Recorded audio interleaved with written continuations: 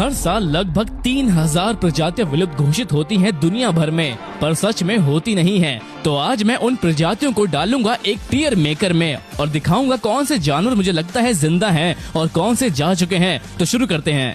सबसे पहले यहाँ है एक केप लायन। केप लायन एक बड़ा शानदार शेर था जो रहता था साउथ अफ्रीका के केप में। अफसोस जब यूरोपीय लोग आए तो उन्होंने उस एरिया को विकसित किया और शिकार किया उस शानदार काले अयाल का।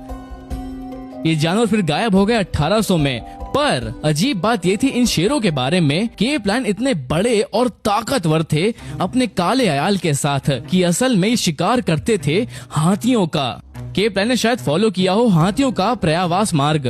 अब अफ्रीका के पास एक लंबा हाथियों का रास्ता था जो जाता था साउथ अफ्रीका से लेकर जिम्बाब्वे, जाम्बिया और उत्तर की ओर।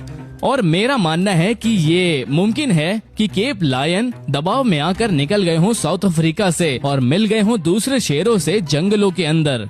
ये भी मुमकिन है कि चिड़ियाघरों में इकट्ठा करने से उनके डीएनए में आज भी थोड़ा सा अंश बचा हो उस छोटी आबादी में।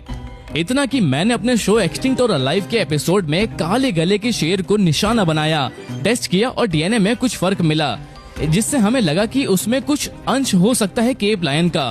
फिर भी शायद ये प्रजाति अब जिंदा नहीं है। शायद बहुत ही कम संभावना है कि थोड़ा सा डीएनए कहीं दुनिया में अब भी मौजूद हो सकता है, तो मैं इसे वही रैंक दूंगा। अगला है डेलकोट जायंट गेको। मुझे ये बहुत पसंद है। आपने शायद मुझे इसकी बात करते सुना भी होगा। ये शायद सबसे विशाल गेको प्रजाति है जो कभी इस धरती पर रहा करती थी। किसी को नहीं पता था ये रहती है, पर अचानक सरीसृप वैज्ञानिकों उस एरिया में मिलने लगी विशाल छिपकली जैसे न्यू कैलेडोनियन विशाल गेको। उसी हाइपेटोलॉजिस्ट ने बाद में बात करी एक म्यूजियम क्यूरेटर से फ्रांस के मार्सियस शहर में, जब उसने कहा अरे मेरे पास 3 फुट लंबी छिपकली है, पीछे डब्बे में मेरे पास बंद है। और इसी तरह उन्होंने पता लगाया डेलकोट विशाल गेको का, जो सच में कमाल था।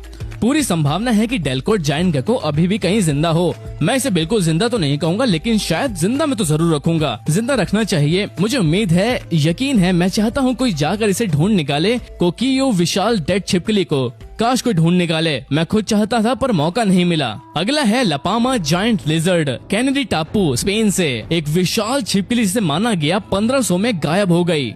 जब बिल्लियां लाई गईं स्पेनिश द्वारा अपनी नाव में, बिल्लियां आई और छिपकली धीरे चलती थीं, हर जगह थीं। और हमने मान लिया कि जंगली बिल्ली ने वही किया जो वो करती थी। पर तब तक जब तक हाल ही में कुछ फोटोज नहीं आई जिसमें छिपकलियां झाड़ियों से निकलकर बीच पर दिखी और कुछ मिनटों के लिए और फिर वापस रेत में गायब हो गईं, जो टूरिस्ट ने देखा था। मुझे लगता है ये अभी भी जिंदा है। शायद लपामा विशाल छिपकली अभी तक पूरी तरह ढूंढी नहीं गई और कई अजीब छोटे